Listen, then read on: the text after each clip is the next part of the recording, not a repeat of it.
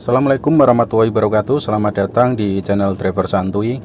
Channel membahas tentang belajar mengemudi atau menyetir ya teman-teman, dan juga perawatan mobil yang bisa dilakukan sendiri di rumah tanpa harus pergi ke bengkel. Nah, sesuai dengan judul ya teman-teman, di sini Driver Santuy ingin membeberkan tips cara mengemudi di malam hari ya. Menyetir atau mengemudi di malam hari itu memiliki risiko kecelakaan yang lebih besar ya ketimbang mengemudi di pagi atau siang hari itu teman-teman ya. Karena memang kondisi yang gelap dan juga faktor dari kita sendiri pengemudi yang biasanya sudah kelelahan karena sudah beraktivitas seharian ya. Jadi ketika malam harus atau pulang bekerja atau ketika pulang dari beraktivitas itu jadi kelelahan. Jadi dua faktor itu yang bisa mengakibatkan kecelakaan di jalan ya. Nah, di sini saya ingin memberikan beberapa tips ya teman-teman. Ada sekitar 7 teman-teman untuk tips berkendara di malam hari ya, agar teman-teman terhindar dari kecelakaan.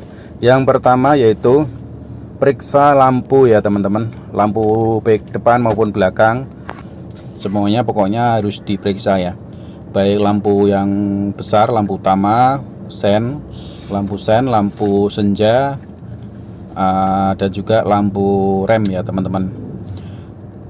Adapun untuk lampu jauh perlu juga, tapi jangan terlalu sering digunakan ya teman-teman, karena itu akan mengganggu dari pengendara yang berpapasan dengan kita. Dia akan terasa terganggu karena itu menyorot ke atas ya, agak ke atas, jadi mengenai pandangan pengemudi yang berpapasan dengan kita. Hanya lampu jarak jauh itu gunakan seperlunya ketika memang itu jalanan sepi dan gelap. Nah, itu bisa teman-teman gunakan. Tapi ketika terlihat ada papasan mobil di depan, segera hentikan lampu jauh itu dan berganti dengan lampu yang jarak dekat, jarak biasa itu ya teman-teman ya. Tips yang kedua, kecilkan suhu AC ya teman-teman. Kalau kita menyalakan AC untuk siang hari, wajarlah agak suhunya agak tinggi atau dinginnya lebih ya ketimbang malam hari.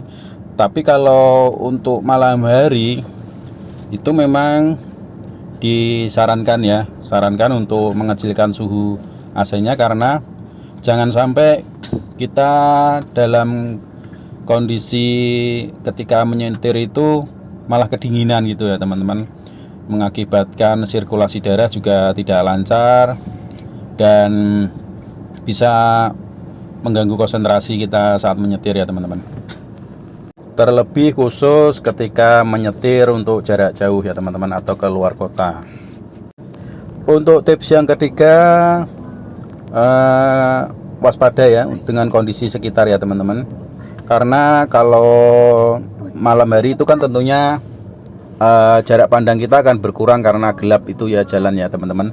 Beda kalau di malam hari, mungkin jarak pandang kita bisa sampai 200 meter ke depan.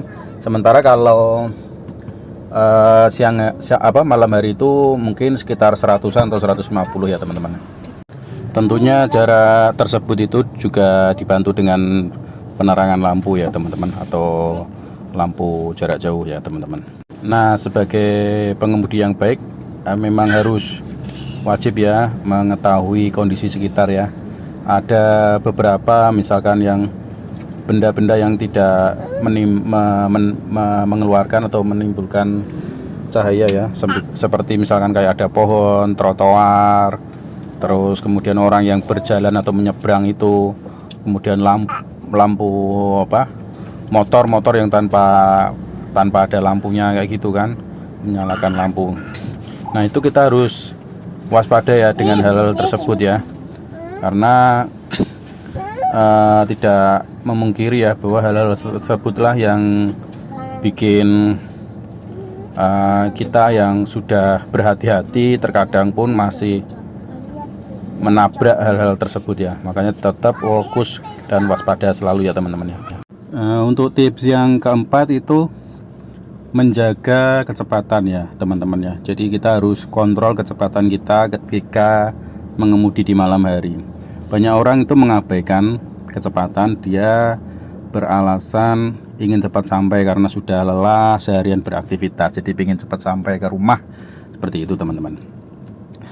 Tapi dengan alasan seperti ini mengakibatkan hal yang tidak diinginkan itu terjadi malahan teman-teman, dimana sudah kondisi kelelahan, kecapean, malah konsentrasinya tidak fokus ya, berkurang ya.